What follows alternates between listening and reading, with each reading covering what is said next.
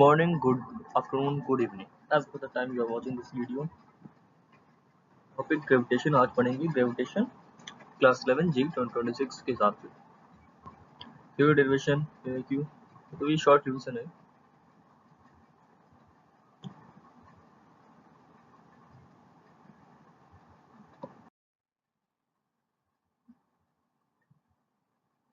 Gravitation force is a universal attractive force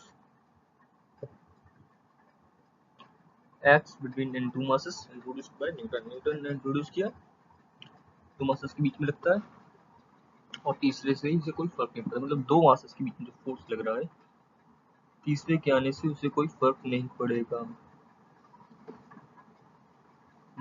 are radius तो इसके centre चाहिए, distance from centre m1 mass m2 mass.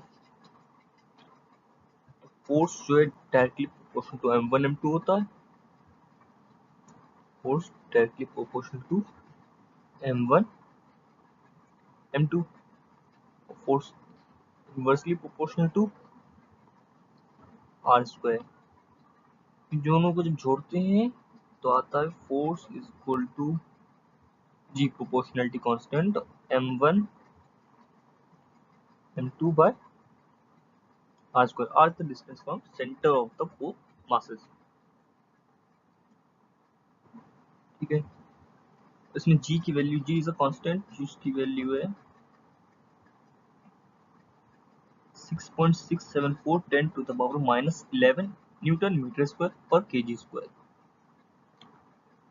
Gravitation constant पी वाई करते हैं if the distance between two masses is doubled. मतलब distance, ये distance को डबल कर दोगे, यहाँ 2 लिखोगे और डबल करोगे तो 2 का स्क्वायर 4 1/4 4 1/4 हो जाएगा s/4। तो ये तो सिंपल पी वाई दे रखे हैं, खाली ऐसे ही होगा। ये gravitation, Newton's laws of gravitation statement is कि every point mass attracts every other point mass with a force along the line joining them। दो ऑब्जेक्ट हैं तो उनके पॉइंट मासेस, ये पॉइंट मास है, ये पॉइंट मास है, उनके बीच में लाइन जॉइनिंग जो होगी फोर्स लगेगा। Force is always attraction force. Masses के बीच में ग्रेविटेशन फोर्स हमेशा अट्रैक्शन फोर्स होता है। जैसे इलेक्ट्रोस्टैटिक में रिपल्शन होता है, अट्रैक्शन भी होता है, इसमें सिर्फ अट्रैक्शन होगा। लेकिन इसकी फॉर्मूलाज कुछ कुछ मैच करता है इलेक्ट्रोस्टैटिक से। लिखना वेक्टर फॉर्म में ये तो लिखा है minus G M m1 m2 by R square. दो आर कैप मतलब वो डायरेक्शन के अलोंग ये आर स्क्वायर है, ये आर है, आर है। तो फॉर्मूला वही लिखा था हमने, f is equal to G m1 m2 by R square. इस डायरेक्शन में, किस डायरेक्शन में लग रहा है वो ये आर कैप। बस two masses m and 2m are placed at a distance d। what is the force between them। इसको अगर m कर दें, इसको 2m कर दें, इसका मास, डिस्टेंस d है, what is the force between them। Force क्या हो जाएगा, तो लिखो g m1 m2 m 2m by r square। r is d, d square 2gm square d by d square।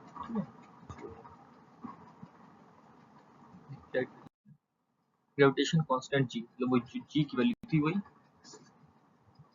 Unit इसका था न्यूटन मीटर स्क्वायर पर KG square. इसके लिए एक्सपेरिमेंट करा बाय कैवेंडिश। कैवेंडिश ने एक्सपेरिमेंट करा था जी की कांस्टेंट वैल्यू निकालने के लिए। Value of G is most accurately measured by which method.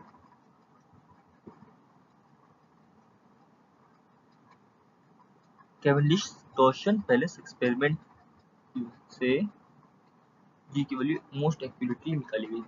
Constant value वो निकाली जाएगी, पता नहीं कैसे। तो मोस्ट एक्यूरेट जैसे पाई आई की वैल्यू होती है मोस्ट एक्यूरेट, ऐसी इसकी मोस्ट एक्यूरेट की वैल्यू निकाली गई कैवेंडिश टॉर्शन बैलेंस एक्सपेरिमेंट से।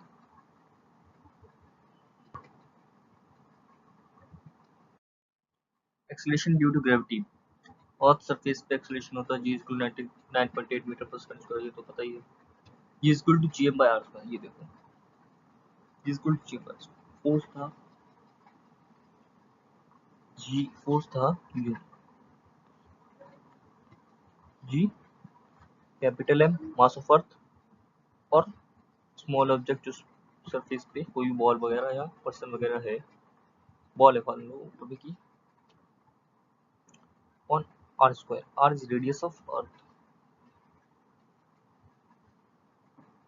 r is radius of earth, अर्थ की सरफेस पे तो थोड़ा बहुत ऊपर होगी तो उसे नेग्लेक्ट कर सकते हैं, मतलब 1 मीटर अर्थ की रेडियस के सामने नेग्लेक्ट कर, मतलब अगर ज्यादा होगा फिर रखा हुआ क्वेश्चन के half of the radius of earth या twice of the radius of, तो इंक्लूड पड़ेगा वो height. Person standing on the earth है या थोड़ा सा 1-2 मीटर तक टेबल पे है, उससे कोई फर्क नहीं पड़ेगा, आर रेडियस ली जाएगी उसमें। ये तो फोर्स है, force equal to M A, m is mass of earth, m a, तो ये a is acceleration due to gravity, gm by r square, ये यहाँ से आ गया, ये यहाँ से जब आएगा ये फोर्स है, ये जो है इसमें ये g हो जाएगा, acceleration due to gravity। if radius of earth is half and mass is constant, what is mu g, अब इस रेडियस को हाफ कर दें,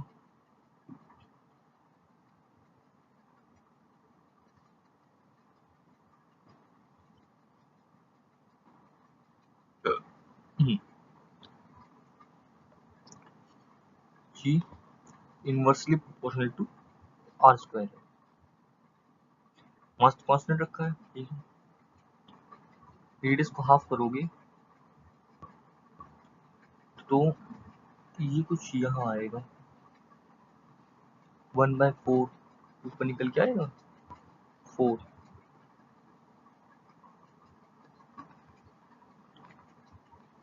जी डैश 4g हो जाएगा, ये देखो यार जी डैश प्रोपोर्शनल टू 1/r/2 का होल स्क्वायर, तो 1/4 4g, ये 1/4 equal to 4 on R square, 1 पर आर स्क्वायर को जी लग दो 4g हो गया, ठीक है। Variation of G with altitude, मतलब अब देखो एल्टीट्यूड के साइड, ये अर्थ रेडियस ऑफ अर्थ,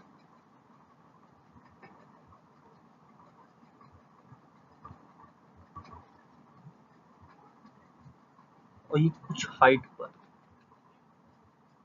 अब ये हाइट इतनी है कि ये इंक्लूड करी जाएगी क्योंकि ये 1-2 मीटर नहीं है,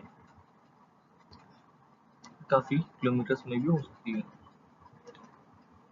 रेडियस ऑफ अर्थ की कंपेरेबल है, तो इस पे ग्रेविटी की वैल्यू अच्छा खासा चेंज आएगा डिस्टेंस के साथ। इसका फॉर्मूला तो ये लिखा ही है, G dash is equal to G into 1 minus 2h by R, इतना सिंपल सीधा फॉर्मूला ये नहीं आ गया है, देखो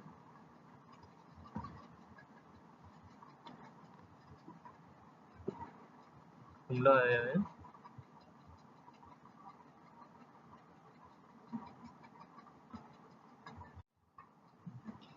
जी is equal to G dash is equal to G M by R plus H, R plus H का होल स्क्वायर, ये ये होगी कैविटी यहाँ पे, क्योंकि R distance R plus H हो जाएगी, क्या किया आर स्क्वायर से मल्टीप्लाई किया, आर स्क्वायर से डिवाइड किया, देखो G M by R square, ये इतना G M by R square तो जी बन गया, और ये R square upon R plus H square, अच्छा R square upon R plus इसका होल स्क्वायर बचा। इस आर स्क्वायर को अपॉन में लेके आएंगे to G upon R plus H R का होल स्क्वायर। अब इस आर को इधर डिवाइड करो टू 1 और इधर 1 प्लस एच बाय आर। ठीक है, जगह कर लें।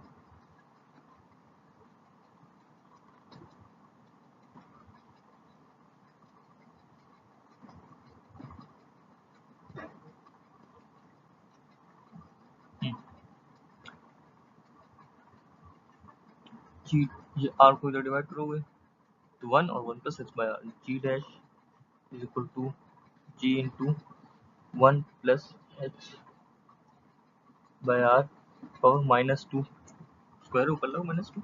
इसे बाइनोमियल एक्सप्रेशन लगा दिया है। जब एच बाय आर एच कहाँ से कंपेरेबल है आर से, तो ये एच बाय आर कितना हो जाएगा, 1 से लेस हो जाएगा ना। एच 1 प्लस ये एक्सप्रेशन पड़ा 1 प्लस एक्स पावर एन, ये एक्स है क्या है, राइटिंग है,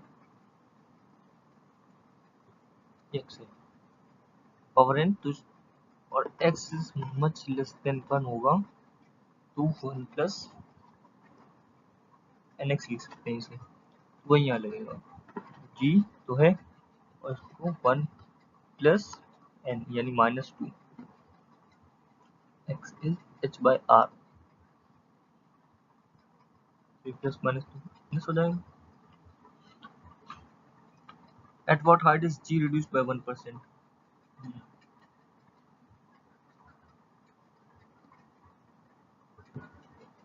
जी रिड्यूस बाय 1%, जी 1% से रिड्यूस हो गया तो बचा कितना, 99%। 99% जी की वैल्यू हो गई, यानी G dash is 99% of G. बता दें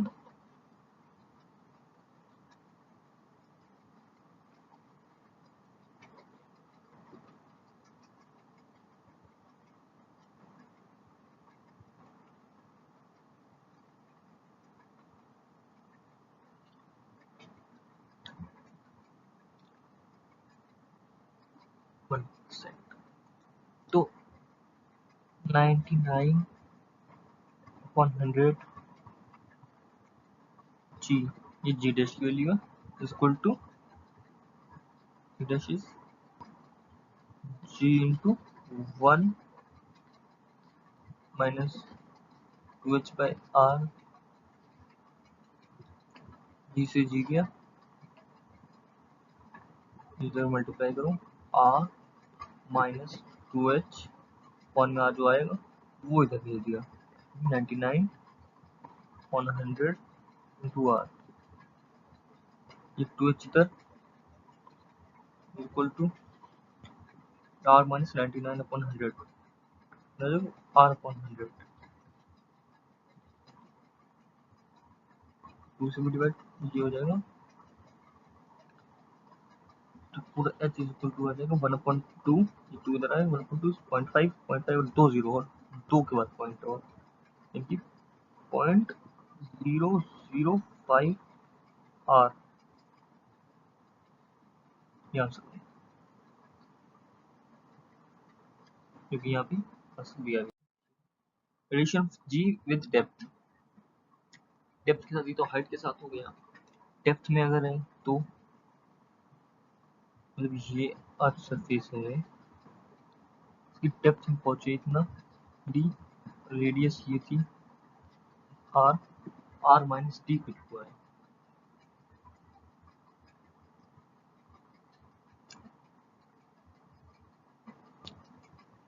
जी dash is equal to G upon R minus D, R minus D, radius मतलब मासेस के बीच में यही तो रहेगी क्या, आर माइनस डी। अब यहाँ पे आ गया ना आर माइनस डी की डिस्टेंस है का whole square.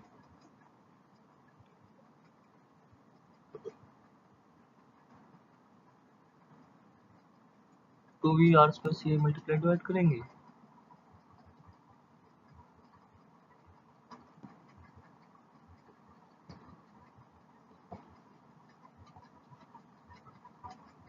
Ji dash equal to वही ये कैलकुलेट करता मैंने। यहाँ तो जी एम होता है ना, G M by square G हो जाएगा, तो आएगा ये जी वही on R minus D on R square, ये G dash equal to G upon 1 minus G by R whole square.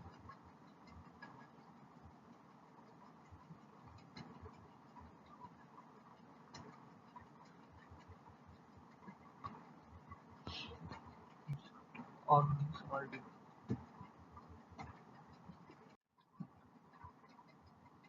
at what depth is G 75% of surface value? Surface value पे G वैल्यू होता है, किस depth पे 75% रह जाएगी, वही 75% of 75% of surface value 75 upon 100 into G equal to G into 1 minus D by R। Formula लगाओ यार, G से G आया, R minus D R, R minus D by R equal to 75 by 100। यार इधर मल्टीप्लाई में लाओगे, इधर हटेगा, इधर आएगा, ये डी इधर आए और ये इधर चला जाएगा। ठीक, ये आ लेगा, डी इधर लेकर आए इस साइड उल्टू के, और इधर R minus 75 upon 100, 25 upon 100 R, यानी 0.25 आर, 0.25 आर। ठीक है, variation of G with latitude, latitude के साथ दे रखा है ये अर्थ घूमती है इस तरीके से, सर्कुलर मोशन कर रही है, ऐसे घूम रही है ओमेगा से, एंगुलर वेलोसिटी। तो यहाँ पे ये थीटा, ये थीटा, तो इस जगह पे क्या वैल्यू, इस जगह पे क्या वैल्यू, इक्वेटर पे मैक्सिमम वैल्यू होती है। ये formula G equal G not minus R omega square possible lambda, lambda ये यही लेमडा, मतलब थीटा कह लो लेमडा कह लो, की बात है, या फिर लेमडा लिखा फॉर्मूला को, ठीक है लेमडा लिख देगा। इक्वेटर पे मैक्सिमम हो, क्यों, कॉस यहाँ पे जीरो होगा, लेमडा जीरो होगा, कॉस जीरो 1, 1 आ जाएगा, तो ये मैक्सिमम माइनस होती है, मिनिमम होती है, इक्वेटर में मिनिमम होती है, हाँ इक्वेटर पे मिनिमम होगी, क्योंकि cos square 1, cos square 0 is 1, जब माइनस होगा तो मैक्सिमम वैल्यू माइनस होगी, तो जी मिनिमम हो जाएगा। और पोल्स की मैक्सिमम वैल्यू होगी कॉस 90 0, तो G is equal to G naught रह जाएगा, मतलब कुछ भी माइनस नहीं होता, ये वैल्यू ये टर्म जीरो हो जाएगा ना, maximum at poles and minimum at equator. So question, why is G less at equator than at poles? Centrifugal force reduces G. Yes, ये वाली value fine. Gravitational potential energy U. Gravitational potential energy U. क्या मतलब एक unit mass को,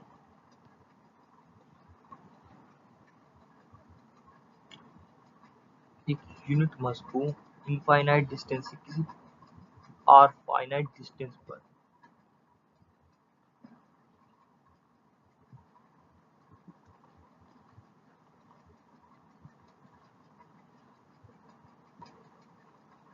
are finite distance पर लाना है, जो एनर्जी रिकॉर्ड होगी वो होती है ग्रेविटेशनल पोटेंशियल एनर्जी।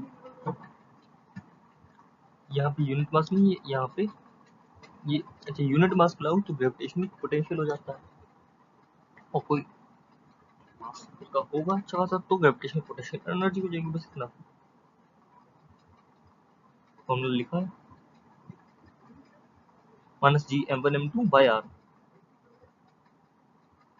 इसमें आर स्क्वायर होता है और उसमें इसमें सिर्फ आर होगा बस।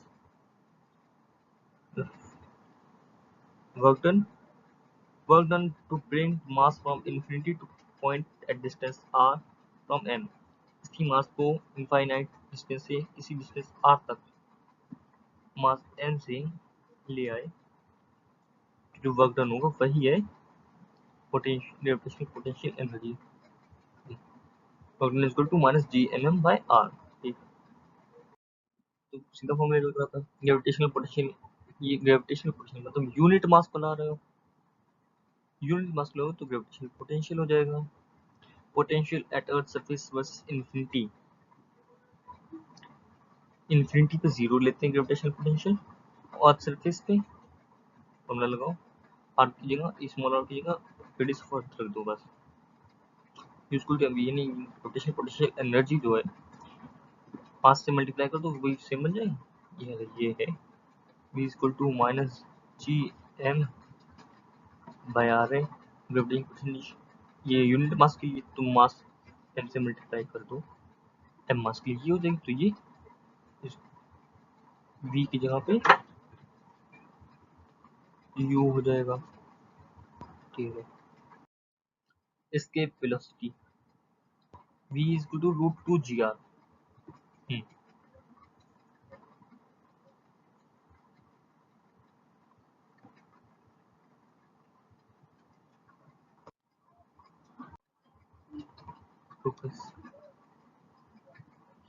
v equal to root two G R, बिल्कुल जाएगा कैसे, सर्कुलर ऑर्बिट में ये सैटेलाइट है, सर्कुलर मोशन कर रही है, सर्कुलर मोशन में kinetic energy plus potential energy equal to zero होगी, काइनेटिक एनर्जी कितनी भी हाफ एम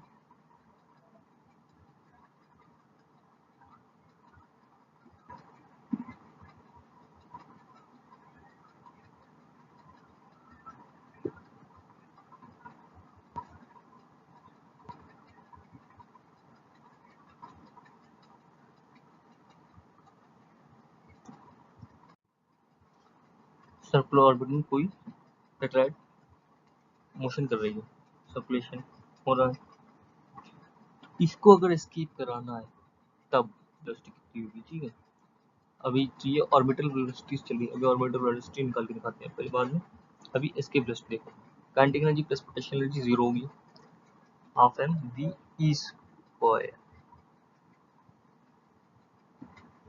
और बाहर निकालना है तो वी ई वेलोसिटी देनी पड़ेगी, escape velocity plus potential energy कितनी minus G M M by R की जीरो की इक्वल है।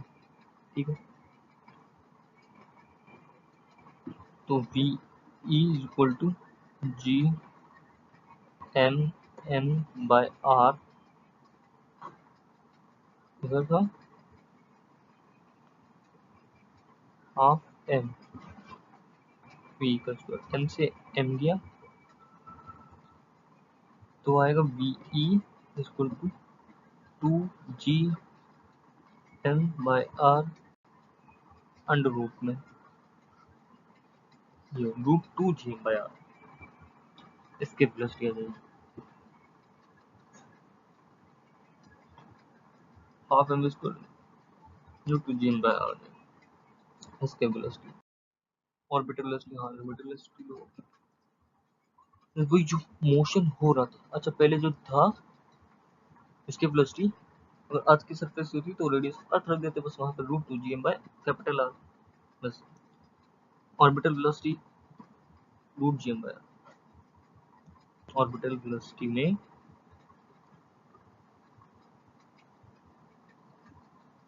ये मोशन हो रहा है, यही तो सेंट्रीपिटल फोर्स प्रोवाइड कर रहा है। इसकी जो पोटेंशियल एनर्जी है G/m/r, इसमें जो पोटेंशियल एनर्जी कह रहे हैं ग्रेविटेशनल फोर्स जो है वही तो m⍵²r या mv²/r प्रोवाइड कर रहा है, mv²/r।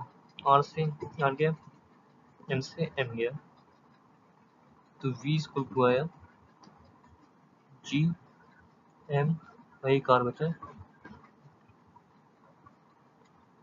v=√G/m/r। और वो क्या है, तो √2G/m/r, तो v √2 ये रिलेशन भी होता है, ये यहाँ वैक्यूम में भी दे रखा है। Time period of satellite, time period का ये फॉर्मूला है 2π√r³/gm।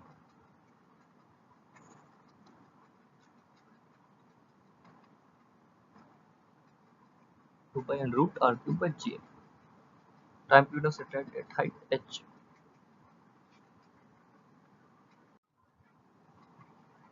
तो इससे ये सीधे देखना कि t square directly proportional to r³, ये रिलेशन जो है केप्लर्स लॉ का है, आगे आएगा। ये मेन बात है, इससे काफी क्वेश्चंस होते हैं। Time period of satellite at height h, ये तो इसमें आपकी जगह पे रख के h के हिसाब से रख दूंगा r+h। ये स्टेशनरी सैटेलाइट, ये स्टेशनरी सैटेलाइट होती है जो अर्थ के साथ साथ घूमती है, मतलब उनका रिलेटिव डिस्प्लेसमेंट 0 रहता है। और आज से देखोगे तो वो ऐसा लगेगा यहाँ पर ही है, जैसे अर्थ घूमती जाएगी उसी तरह घूमेगी, तो उनका टाइम पीरियड 24 आवर होता है। Height of geostationary satellite r²/GMT², कोई फॉर्मूला लगाया है r-r हट आ जाएगी। पहले फॉर्मूला भी लिखा था, वही फॉर्मूला लगाया। Kepler's law, Kepler's first law of orbits.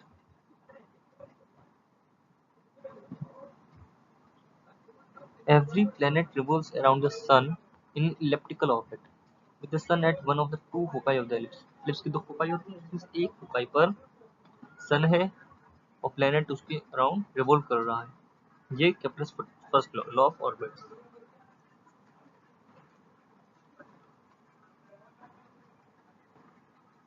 ये ऑर्बिट क्यों कर रहा है? बाइंडिंग एनर्जी की वजह से।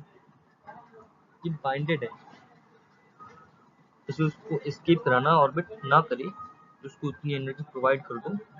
बाइंडिंग एनर्जी नेगेटिव होती है, नेगेटिव एनर्जी, उसकी टोटल एनर्जी नेगेटिव है, तो उसको उतनी पॉजिटिव एनर्जी प्रोवाइड करो, वो एनर्जी 0 में आएगा और वो एस्केप कर जाएगा। इसलिए इसके वेलोसिटी उस हिसाब से होती है, ठीक है।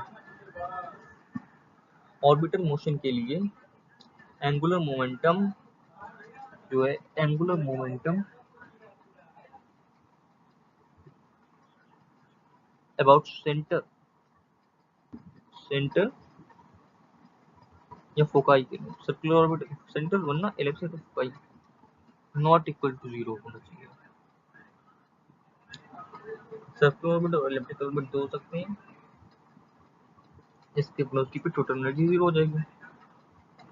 Kepler's second law, law of areas. ये देखो, लॉ ऑफ एरियाज मतलब इक्वल इंटरवल ऑफ टाइम में इक्वल एरिया स्वीप करता है। The line joining the sun and the planet sweeps out equal areas in equal intervals of time। ऐसे आगे हाँ, ये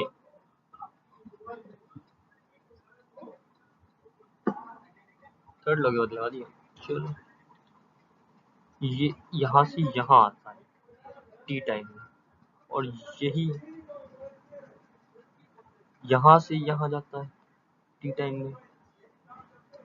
इसका एरिया और इसका एरिया इक्वल होगा, मतलब ये ज्यादा डिस्टेंस चला, यहाँ कम डिस्टेंस है, इसलिए यहाँ इधर से ज्यादा है ना, ये चीज ज्यादा है। एरिया हमेशा इक्वल रहेगा, टी इक्वल इंटरवल टाइम में इक्वल एरिया स्वीप करेगा। थर्ड लॉ क्या है? T square directly proportional to R cube, T square directly proportional to R cube, वो जो अभी फॉर्मूला दिखा है उससे भी यही निकल रहा है। प्लस थर्ड लॉ है ये। विच law explains variation orbital speed? Orbital speed के बारे में सेकंड लॉ, ये टी टाइम में इक्वल एरिया स्विप कर रहा है, ये स्पीड के बारे में तो बता रहा है, सेकंड लॉ से बता रहा है। Areal velocity,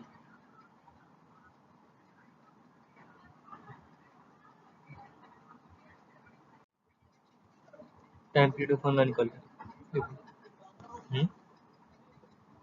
T equal to ये पूरा यहाँ से यहाँ तक 2 पाई आर डिस्टेंस रहेगा, displacement 2 pi R upon velocity,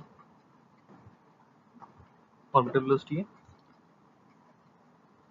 orbital velocity put करो, ऑर्बिटल वेलोसिटी निकालेगी root G M by R, G M by are.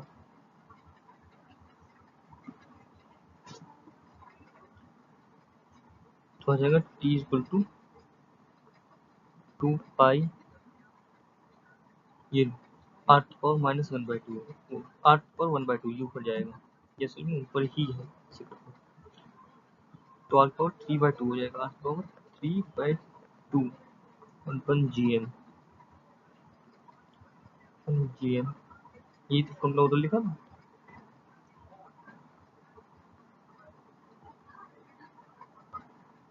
आगे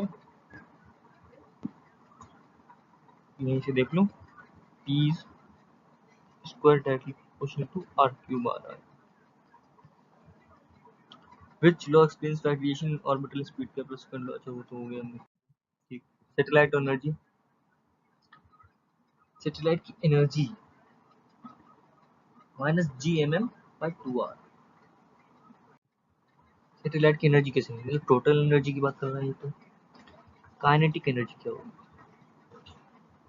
kinetic energy half M V orbital velocity का स्क्वायर, वी की value करो, half M is root G M by R, square root हट जाएगा, जी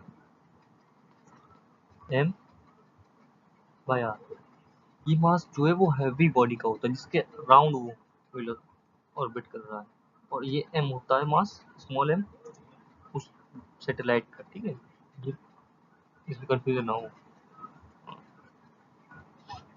तो ये kinetic energy आ गई G M M by 2 R, kinetic energy equal to potential energy, इसके अराउंड क्या है, पोटेंशियल एनर्जी होता है minus G M M by R. Total energy के लिए इन दोनों को ऐड करोगे तो निकल के आएगी minus G M M by 2 R, जो कि यहाँ पे लिखी भी है, minus G M by 2 R total energy. Prove satellite energy is negative, satellite energy negative तो है ही, नेगेटिव आ गया, काइनेटिक एनर्जी और पोटेंशियल एनर्जी को ऐड कर तो नेगेटिव आ गया, और नेगेटिव तभी तो घूम रहा है उसमें, अगर उससे एनर्जी पॉजिटिव हो जाएगी तो वो निकल जाएगा, पॉइंट है ना वो, सॉल्यूशन ई प्लस की, अच्छा वो तो हमने करके देखा। वेटलेसनेस, वेटलेसनेस होता है जब अपेरेंट वेट जीरो हो जाए, फ्री फॉल में, फ्री फॉल में अपेरेंट वेट जीरो हो जाता है, वही होता है वेटलेसनेस। एस्ट्रोनॉट फील वेटलेसनेस क्यों, no normal reaction, normal reaction नहीं होता है इसकी फ्री फॉल में। नॉर्मल रिएक्शन क्या होता है, नॉर्मल रिएक्शन होता है किसी सरफेस जो से किसी बॉडी को सरफेस जो नॉर्मल रिएक्शन देती है, सरफेस कांटेक्ट फोर्स होता है, normal reaction is contact force. Free fall में कोई कांटेक्ट है नहीं इस चीज से, फ्री फॉल में कोई सरफेस है, कोई कांटेक्ट फोर्स नहीं है, तो नॉर्मल रिएक्शन नहीं है, वेटलेस, अपेरेंट वेट जीरो हो जाता है फ्री फॉल में, यही वेटलेसनेस है। इसका फॉर्मूला कुछ इस तरीके से होता है वैसे,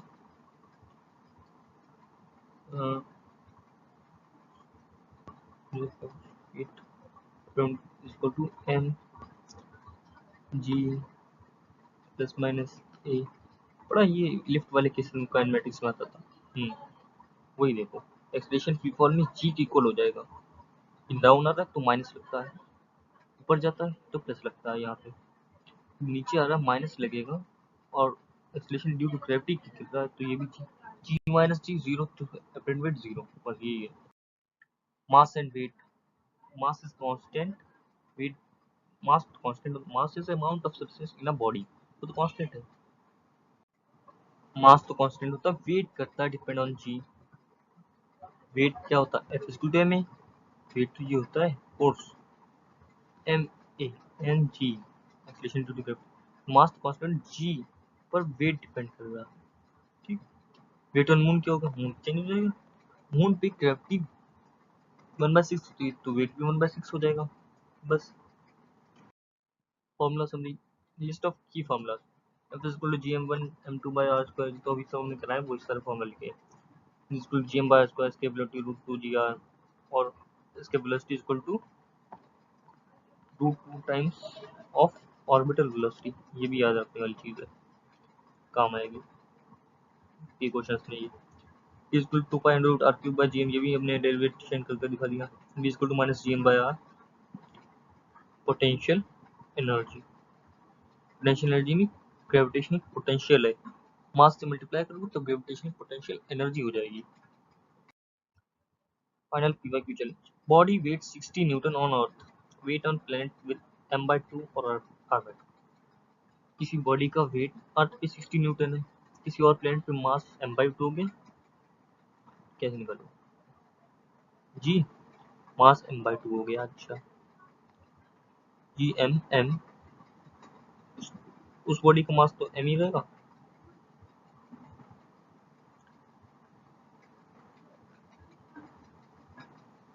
r/2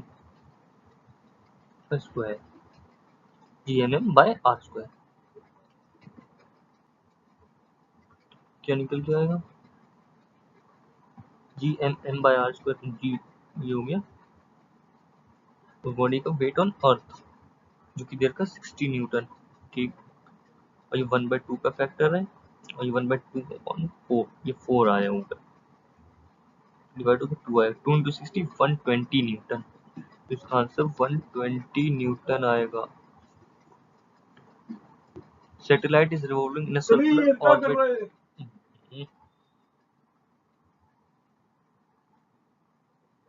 a satellite is revolving in a circular orbit around the earth with a uniform speed. What is the work done by the gravitational force in one complete revolution? Circular motion कर रहा है, उसका ये circular motion हो रहा है, उसका force ये है, सेंट्रिक टुवर्ड्स स्पीड ये है, 90 डिग्री एंगल है, work done equal to F dot G S cos 90, cos 90 zero, work done zero, answer zero. ठीक, ये एक एडवांस टाइप सवाल है।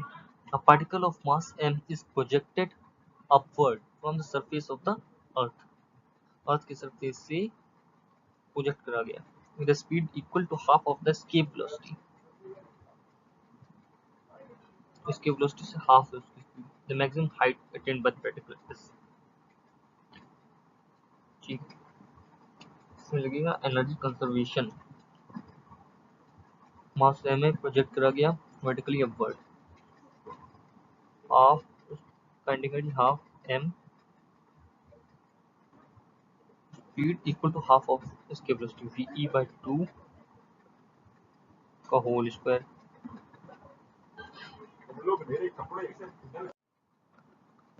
हाफ m v/2 का स्क्वायर,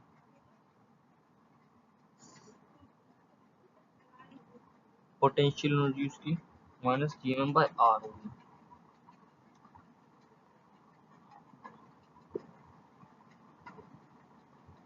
माइनस gmm/r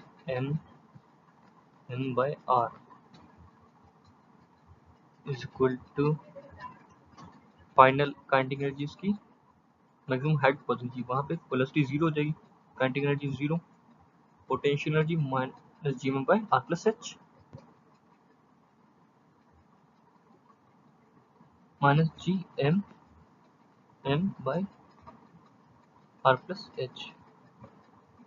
यहाँ से निकालोगे ve, यहाँ से निकालोगे h की वैल्यू, तो इधर लाओ,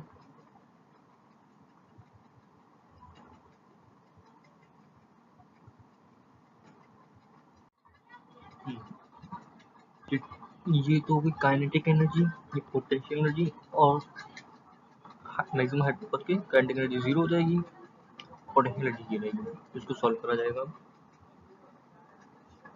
सॉल्व करते हैं।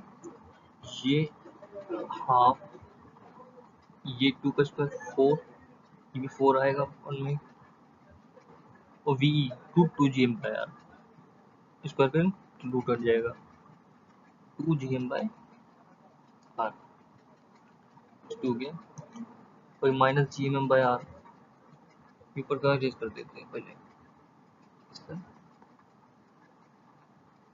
यूज करते हैं।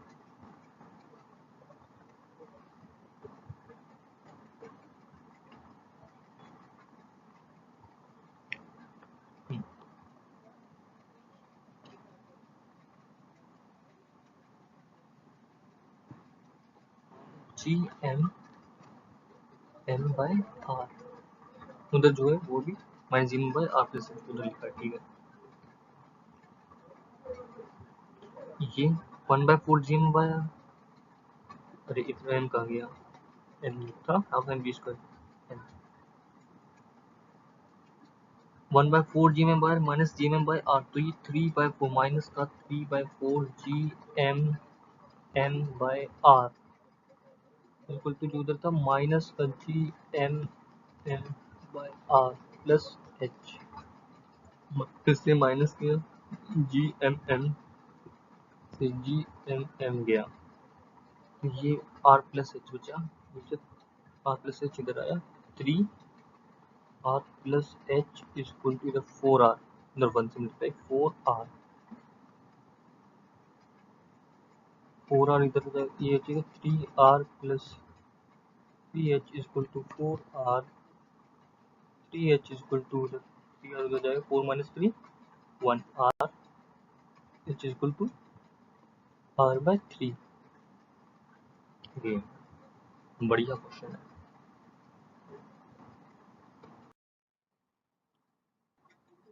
Thank you. चैप्टर 30।